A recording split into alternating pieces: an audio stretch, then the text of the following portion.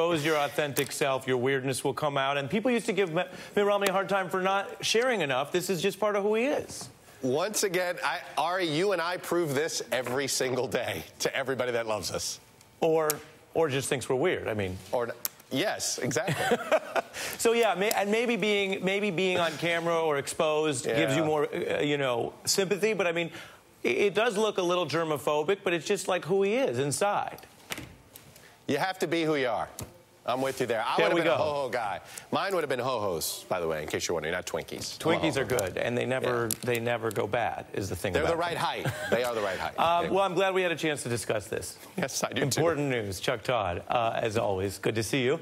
Tonight we have a big show. The congressman who's actually leading the charge to still impeach Donald Trump, regardless of what other Democrats want to do, joins me on the beat, pushing back against how some at least have interpreted what Speaker Pelosi was saying in raising the bar for what it would take to impeach. Also, the Al Capone theory gaining ground. Investigations might get Trump on a tax violation, all relating back to his hush money payments. We begin tonight, though, with a new investigation swirling around Trump, spurred again by leads from Michael Cohen's House testimony. NBC News reporting that New York State's Attorney General issued subpoenas just last night to Deutsche Bank and Investors Bank. This is part of the probe into Trump Organization projects, their funding, and Trump's effort to try to buy the NFL's Buffalo Bills back in 2014. The subpoena asking Deutsche Bank for its records on loan applications, mortgages, lines of credit, and other transactions. All of this coming out of what Cohen has said under oath, that Trump lied about his assets to none other than Deutsche Bank.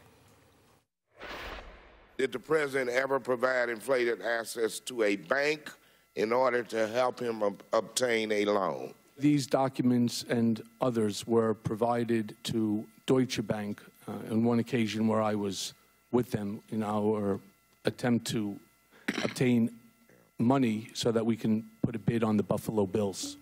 The Bills, meanwhile, as that probe goes on, the House Russian investigators are arguing that there may be enough evidence to indict Trump. Intelligence Chair Adam Schiff says if New York federal prosecutors could charge Cohen for making those hush payments, which were at Trump's direction, well, why not charge the president, too?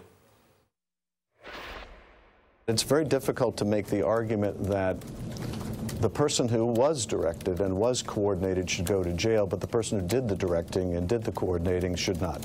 I think that militates very strongly in favor of indicting the president when he is out of office, if the Southern District of New York has the evidence to prove the case against individual one who Michael Cohen identified as the president. It certainly appears there's no shortage of evidence.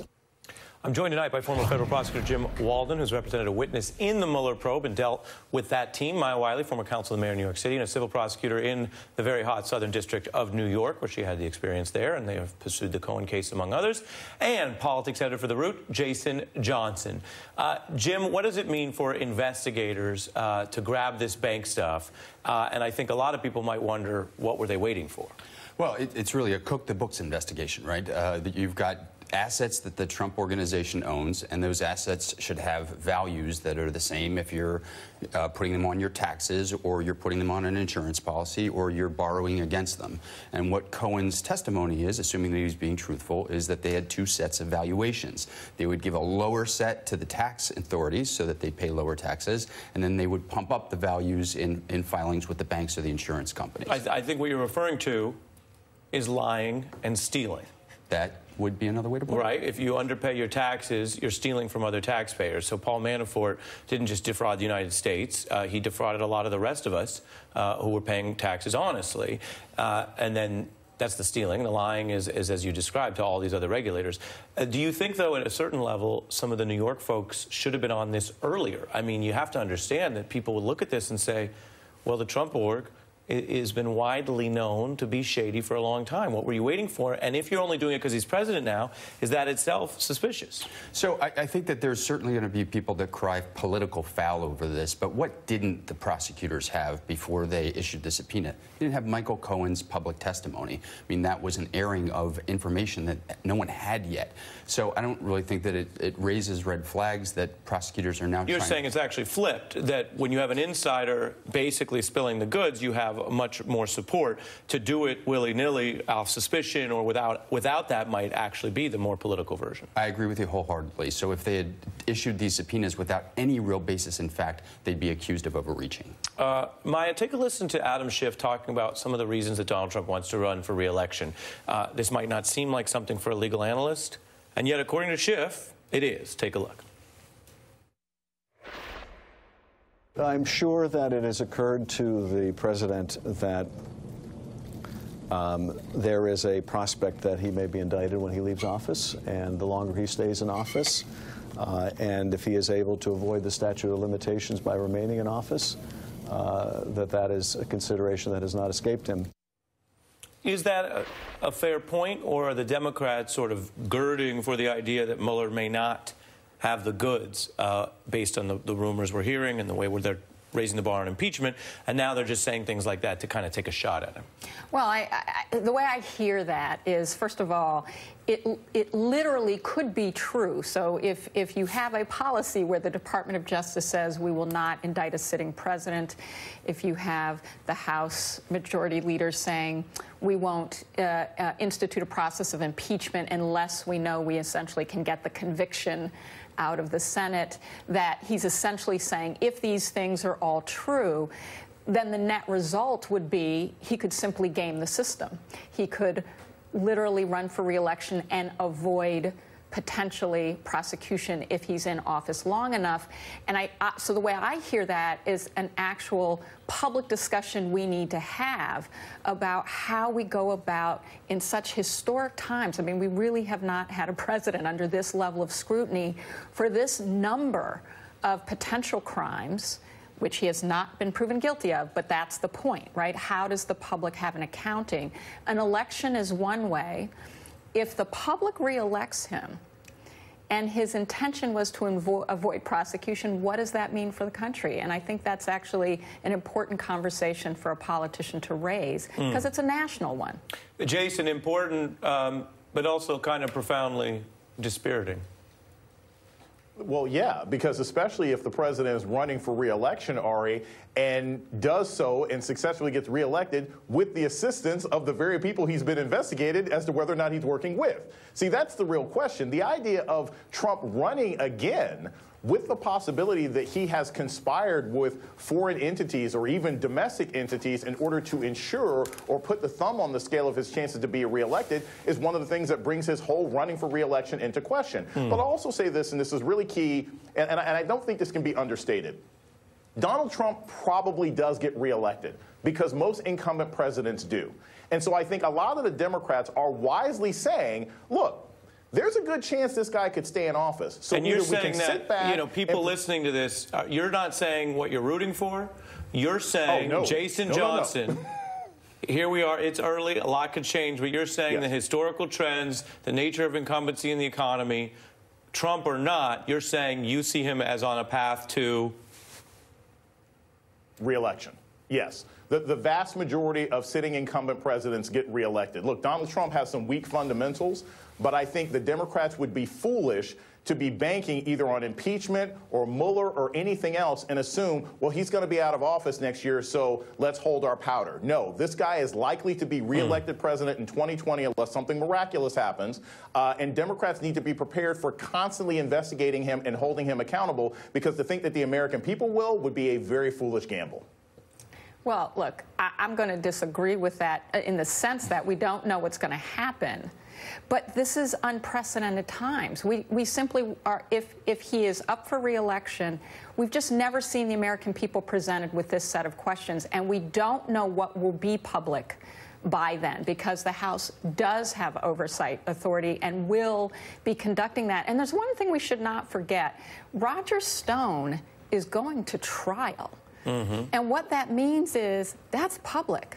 So, I mean, I'm not disagreeing with the fact that we don't know what's going to happen, but the Democrats should not be engaging in oversight in order to do anything other than try to bring forward the facts so that the American public can evaluate them. Right. I think that's important. That's the bottom line. And that's the difference of a congressional oversight and investigation to the narrower approach of a criminal probe during, as you say, really remarkably historic times.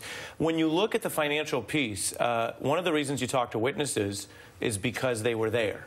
So they literally know more than most other people. Doesn't mean they're always truthful. Doesn't mean you always agree with them. Doesn't always mean they're great people. But you got to talk to witnesses. I remember I interviewed a witness in the Mueller probe who worked in a high level at the White House, a guy named Steve Bannon. A lot of people don't like Steve Bannon.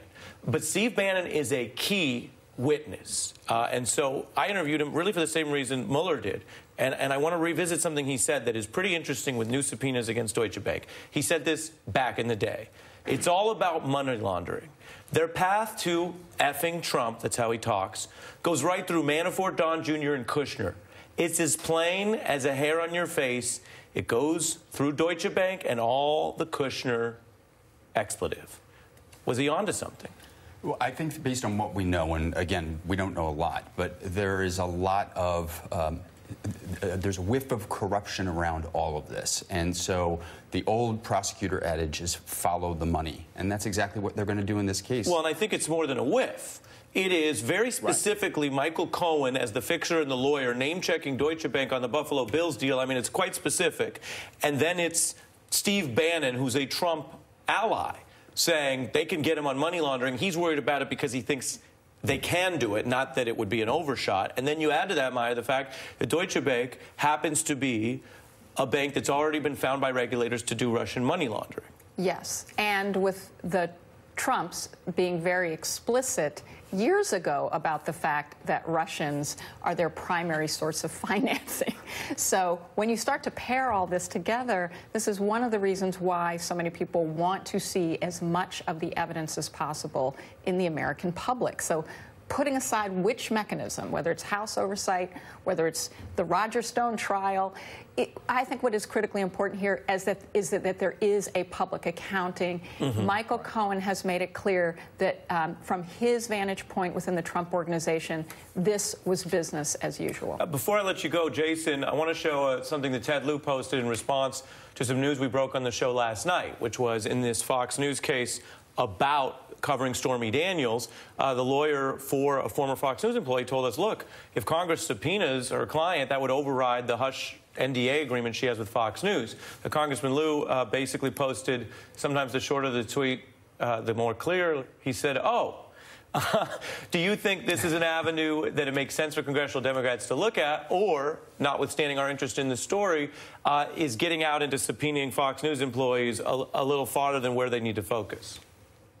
Well, look, remember, it would make perfect sense to possibly subpoena somebody like Sean Hannity. I mean, he had a business relationship with Michael Cohen. There's lots of different people at Fox News who it might make sense for congressional oversight to be in conversation with. And I think in the case of Stormy Daniels, look, we can't pretend, we can't sort of clutch our pearls at this point and say, well, this might be crude or this might be unnecessary. The president seems to be engaging in a criminal empire that expands from the Southern District of New York possibly to Stalingrad. So there should be no area that members of Congress are afraid of looking into, whether that's an adult film star, whether that's somebody who works at Fox News, or whether that's somebody who's in this administration and his own children. Everybody is fair game at this point if we want the truth. And I appreciate your view of that, and as a journalist. It is, of course, you mentioned criminal enterprise. You used that language. It's alleged. And this is a president who's never been indicted on anything, unlike some of his aides. So I want to be clear about that factually. Jason Johnson and Jim Walden, thanks to both of you. Maya, stay with me. I want to get you on another story.